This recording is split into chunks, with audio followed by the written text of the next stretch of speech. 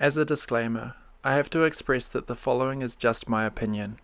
It relates to my experience with the Six Figure Mentors from October 2016 until April 2017.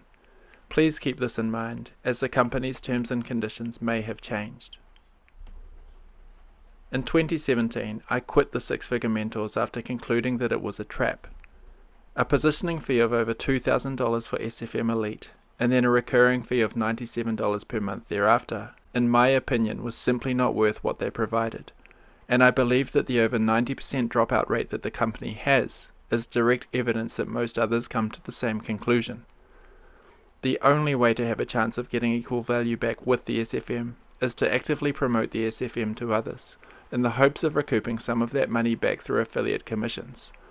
The problem is, if you're promoting a company whose products that you know isn't worth their cost, you're gonna have to sell your soul just to have a chance of success. The point of the following affiliate review is to highlight that in order to be successful as an SFM affiliate, one has to exaggerate, be deceptive, and even break the rules for that to happen. So in other words, only the scumbags can win. The following is a review of the Lifestyle team, a bunch of people who I believe have sold their souls to make a buck.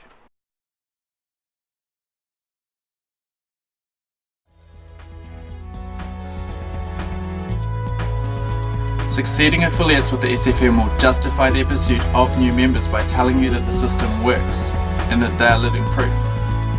Because my affiliate was Chris and the Lifestyle team, I'll use them as my example. So what did Chris do that attracted me to the SFM? I think the biggest variable for me is that Chris was already walking the walk. He was already succeeding with the SFM and had examples of financial wealth to prove it with. Some of you will contend that Chris started with nothing just like everybody else, but I'm not so sure that's the case. I think Chris understood very early what was required to succeed and was completely okay with making it happen. He advertised from a medium that I use often, which means that he made the money available to do so.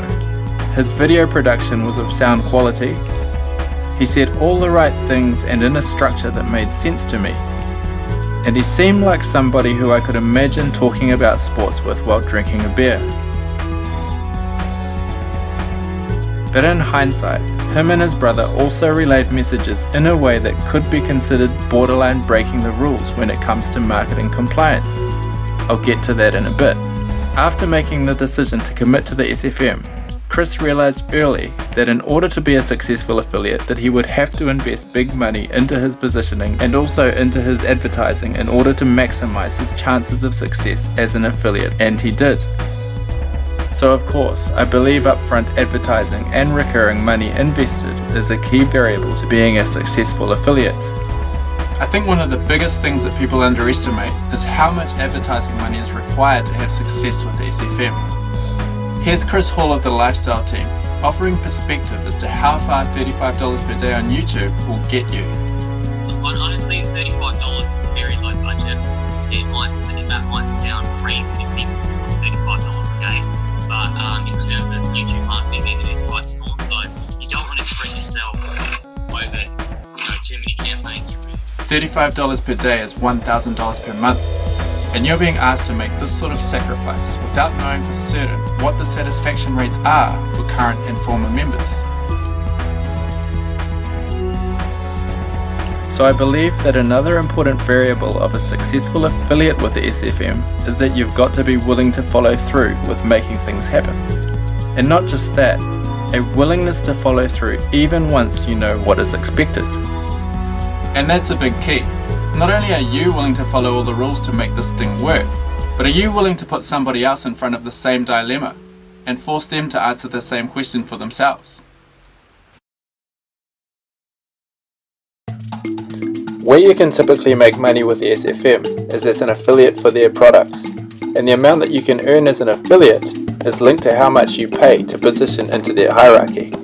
So while technically they may just be an education provider, your reason for purchasing deeper levels of membership within their company can be tangibly linked to financial incentives.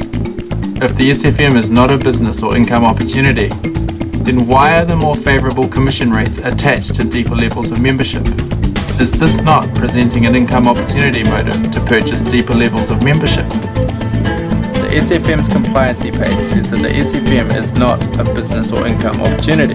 But when I heard Chris say this, luckily enough, I did come across a different business opportunity, a totally different business model than traditional businesses. I definitely thought that the video series that I was clicking on was a business and therefore income opportunity.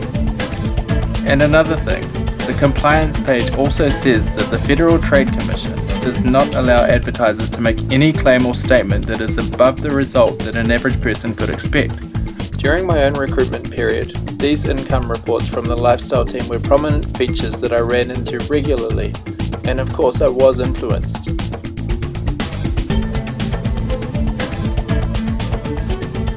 The lifestyle team have been flagged for inappropriate behaviour by YouTube in the past. Here is a video from December 2016 where Gerard of the lifestyle team makes the submission. Question, just to give you an update to everyone. Currently we're not even advertising on YouTube. Our site got flagged, the Life by Design HQ, for being violating policies or something like that, and the news they gave us was basically on Life by Design HQ we had the Get Started tab highlighted, so it's like content referring people to get started, and when you click on that link it just goes to a video of Stu and Start Your Journey Now, which goes straight to that page. And they said there's just not enough information on that page for someone to then go sign up because they don't know really what they're getting. He said model your site so it's just about education and doing the video series, and he goes do your sales on the back end through your emails. So that was an insight for us, and we're fixing all that up. It's something that I wasn't aware of before. And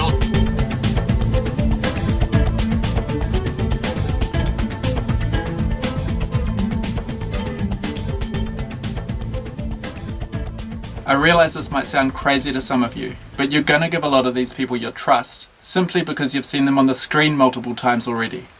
You're not just going to see one video, but multiple videos of people who swear by a system that has helped to provide them with success. And each time you choose to watch another video of them relaying this message, you are consenting to them that they have your interest. So by the time you attend a webinar where they're actually spending time with you, you will feel a sense of good fortune just to be sharing time and space with them, and their presence with you validates your trust in them.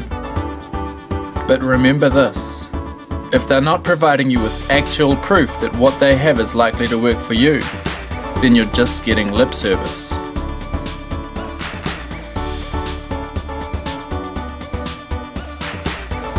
The other thing is, if the SFM's compliancy also requires you to exclusively sell the SFM as a marketing platform, then you have to ask yourself whether you would still be okay paying $97 per month for the education and resources that you get from the SFM without the chance of earning any money back. My hunch is that I don't believe that most people would.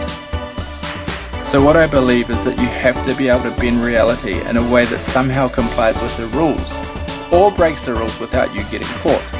Because if you don't believe that people would buy into it, if it is to be exclusively marketed as marketing education, then you're going to have to present the information in a way that leaves a bit of room for the imagination of the person watching your ad.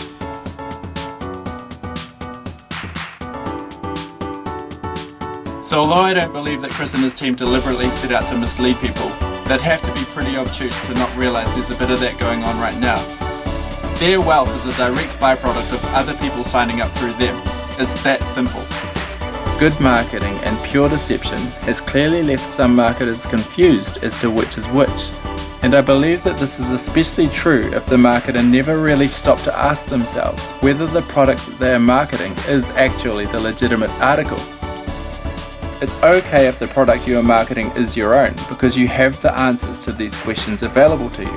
But if you're recommending somebody else's products and you don't have those answers, you could find yourself stuck between a rock and a hard place.